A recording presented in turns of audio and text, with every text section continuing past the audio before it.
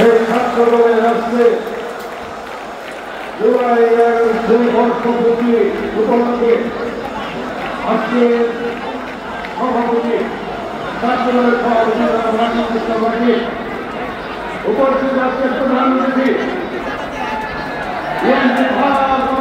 Chairman যিনি এই জুলাইয়ের আন্দোলনের পূর্বে এক দফা প্রণয়ন করে চূড়ান্ত আন্দোলনের এই দেশ সম্পর্কে নতুন প্রজন্মকে জানতে হবে। এই দেশে চূড়ান্ত পর্যায়ে 3টি ক্রান্তিকাল ছিল। একটি ক্রান্তিকাল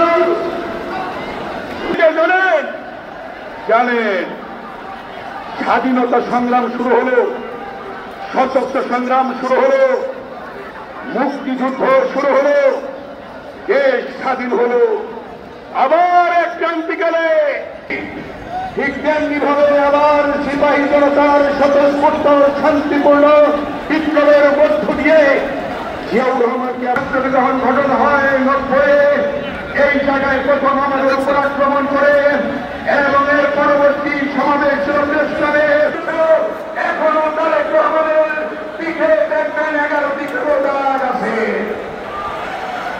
তারেক রহমান সেগুলো কিন্তু আন্দোলনে তার পরবর্তী ইতিহাস জানেন। তার পরবর্তী ইতিহাস 16 বছরে প্রায় 1 দশক তারেক রহমান